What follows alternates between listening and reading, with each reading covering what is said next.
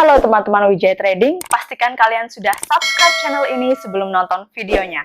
Jangan lupa like, komen, dan share video ini jika bermanfaat. Kemudian ada candle dengan pola pembalikan atau candle yang mengindikasikan market ini mulai berbalik ya, mulai berbalik ya, bukan berarti berbalik secara permanen, bisa jadi nanti hanya bersifat sementara, artinya ada peluang yang bisa kita ambil dari tanda pembalikan yang ada.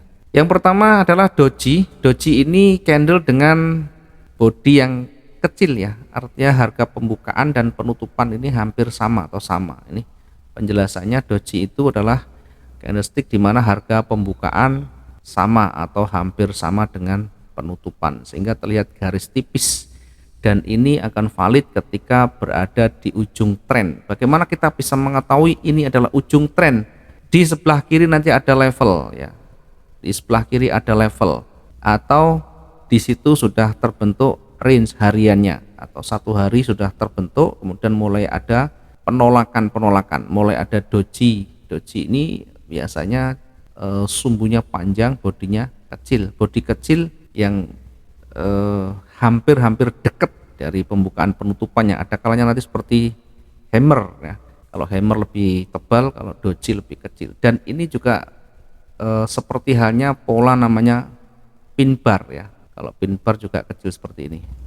Oke, selanjutnya adalah hammer atau hanging man. Sekali lagi, hammer atau hanging man ini bentuk dari pola pembalikan, pola indikasi market ini mau berbalik dengan tanda hampir sama dengan doji.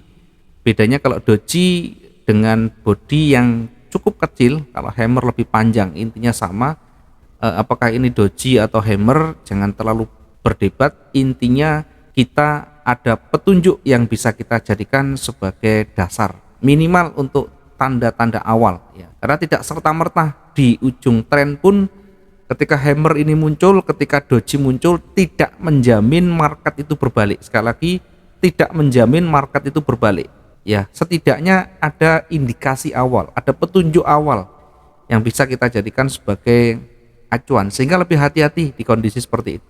Bisa saja nanti kita membutuhkan satu konfirmator, bisa saja kita melihat di sebelah kiri itu masih cukup jauh dari levelnya, atau bahkan masih jauh dari range harian, sehingga berpeluang masih akan kembali turun lagi ya. Kalau dia di ujung bawah, bisa jadi nanti kembali turun lagi ya. Kondisi seperti ini sering muncul ketika di tren yang kuat ya, trennya kuat turun, kemudian mulai ada muncul pembalikan, tanda pembalikan hammer. Ini balik sebentar, habis itu panjangnya luar biasa. Karena itu harus banyak latihan, banyak teknik yang harus kita perdalam di situ ya. Utamanya nanti adalah bagaimana kita meminimalisir ya, membatasi rugi kita, kemudian melakukan recovery ya. Nanti ada banyak cara untuk kita bisa melakukan recovery. Minimal ada petunjuk yang bisa kita lihat di situ ya. Tidak asal kita comot entry, tentunya ada indikasi yang mengarah kepada pembalikan. Hammer adalah pola pembalikan bullish ya, yang terbentuk ketika di tren turun ya, ketika berada di tren turun, sehingga tentu nanti beda dengan hanging man. Kalau hanging man seperti orang menggantung, posisinya berada di tren naik ya, posisinya berada di tingkat resisten atau tren naik, sementara yang hammer ini berada di tren turun ya. Ini harus dibedakan. Ketika ini berada di turun, di ujung tren turun atau di resisten atau di levelnya ini muncul, ini mengindikasikan market ini mau bergerak berbalik ya. Kemudian yang di bawah, yang hanging man ini dia naik dulu trennya, sekarang dibalik, bukan sumbunya yang di atas tapi sumbunya yang di bawah di dalam tren naiknya. Contoh seperti ini ya, seolah-olah penolakan ke atas itu kuat, tetapi ini sebenarnya mengindikasikan seller itu sudah membentuk harga yang lebih kuat di bawah, hanya saja masih ditolak oleh buyer. Tentu lebih valid ketika warnanya berubah dari tren naik ini berubah warna menjadi tren turun, bisa berubah warna menjadi warna merah. Sebaliknya ketika dia trennya turun, ini berubah warna menjadi hijau. Sekali lagi, di dalam membaca satu pola candle tidak cukup kita hanya melihat satu pola candle, ada struktur yang harus kita baca sebelumnya. Ada level yang harus kita perhatikan di historis sebelumnya. Ada range pergerakan harian yang harus kita perhatikan juga. Kemudian waktu yang berjalan sudah berapa lama, apakah ini di pagi hari, apakah trennya masih kecil atau dan sebagainya. Nanti banyak parameter yang kita bisa ambil di situ ya, bisa kita kombinasikan. Setidaknya ketika sudah terbentuk, ketika dari struktur awal kita sudah mengikuti dan terakhirnya di posisi pola candle yang terbentuk, maka disitulah kita bisa menentukan titik entry kita ya, tentu dengan banyak pertimbangan tadi ya. Kemudian berikutnya ada hammer yang berbalik atau inverted hammer atau hanging man yang berbalik. Ini hanya istilah saja. Sekali lagi, nama tidak harus kita hafal. Kalau kita hafal juga lebih baik.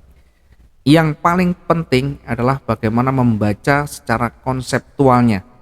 Dan ini tidak menjamin, sekali lagi, tidak bisa dengan satu pola begini nanti oh ini katanya inverted hammer itu berbalik, ternyata kok turun. Karena tidak cukup bagi kita untuk membaca dari satu petunjuk saja. Maka jangan salahkan dari pola candle. Pola candle tetap kita perhatikan, tetapi yang lain juga harus kita perhatikan di situ. Baik itu di strukturnya tadi, baik di trennya, baik di levelnya maupun range hariannya. Semuanya harus kita perhatikan. Tidak bisa kita hanya comot oh ini inverted hammer, oh ini shooting star, harusnya akan berbalik. Yang mengharuskan berbalik itu siapa? Kan tidak ada. Itu kan menurut kita. Jangan kita mengatur pasar, tapi kita yang harus ikut pasar. Oke, intinya di situ.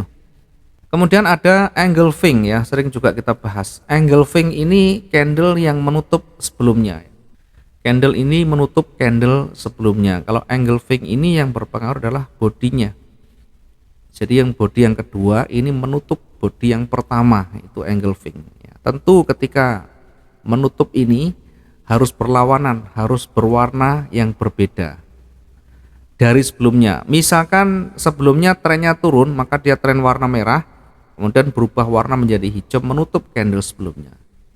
Maka ini adalah petunjuk awal dia akan mulai berbalik. Tentu tadi perhatikan levelnya, perhatikan range-nya, perhatikan tekanannya dan sebagainya. Termasuk bagaimana struktur trennya. Kalau sudah terbentuk, kita tentukan entry di sini, itu pun tidak selesai sampai di situ. Batasi kerugian kita. Di mana? Terakhir di sini. SL di situ, TP-nya bisa di atasnya. Selalu ada batasan yang harus kita ikutkan di sana setelah kita melakukan transaksi. Ya, jangan beranggapan ketika sudah muncul ini pasti akan naik panjang. Belum tentu, bisa jadi hanya naik kecil kemudian turun panjang. Maka kita bisa gunakan SL, bisa gunakan pending order dengan sell stop dan sebagainya. Itu adalah bagian dari alternatif yang bisa kita ambil. Kira-kira kita ini cocok yang mana untuk recovery-nya. Kemudian ada harami. Harami ini berbeda dengan engulfing. Kalau engulfing ini menutup, maka harami ini lebih kecil atau candle sebelumnya yang menutup ya. Dimana kedua ini yang pertama jauh lebih panjang, kemudian yang kedua ini lebih pendek ya. Yang kedua lebih pendek. Nanti ada kaitannya dengan inside bar dan outside bar nanti. Inside bar dan outside bar. Dimana candle ini sama halnya dengan harami, hanya saja inside bar ini yang kita jadikan acuan adalah range-nya atau high dan low-nya. Ini inside bar berada di range candle sebelumnya, maka masuk kategori inside bar. Di dalam pola candle lain ada harami. Ya, bisa jadi kalau harami sumbunya bisa lebih panjang, tapi ketika berada di dalamnya maka ini masuk di inside bar. Sama-sama berpotensi berbalik ya. dari sebelumnya turun bisa berubah menjadi naik. Naiknya pun tidak selalu nanti harus tinggi, tetapi di situ ada peluang untuk kita entry dan exit sesuai dengan target kita. Ya, meskipun nanti tidak sesuai target, ada peluang untuk kita bisa taking profit di situ. Ini cirinya dia harus berada di tren, berada di ujung tren, harus berada di tren. Tidak bisa dia datar begini, tidak bisa, harus berada di tren. Baik itu kalau yang di atas naik atau di tren bawah seperti ini. Dan dia harus ada struktur yang cenderungnya seperti halnya bergerak satu arah seperti ini. Dia harus bergerak cenderung satu arah. Kalau naik dia harus bergerak cenderung satu arah. Dominannya adalah satu warna, kemudian baru di ujungnya muncul. Di ujungnya muncul. Meskipun di sebelah kiri belum ada level, meskipun ringnya masih cukup panjang, bisa jadi di situ nanti ada peluang untuk koreksi atau berbalik. Setidaknya ada peluang, ada petunjuk untuk kita entry ya. Tetap setelah itu kita ikuti dengan batasan risiko atau risk manajemennya. Kemudian selanjutnya ada tweezer top dan tweezer bottom. Tweezer sekali lagi adalah candle yang sejajar atau sumbu yang sejajar. Dua buah candle dengan harga tertinggi sama atau hampir sama, atau bahkan bodinya sama atau hampir sama. Dan ini juga harus berada di puncak, harus berada di tren. Tidak bisa datar begini muncul kita jadikan sebagai acuan ya. Nanti kurang punya validitas yang tinggi. Seperti hanya ketika tren turun, maka di atasnya dia sejajar.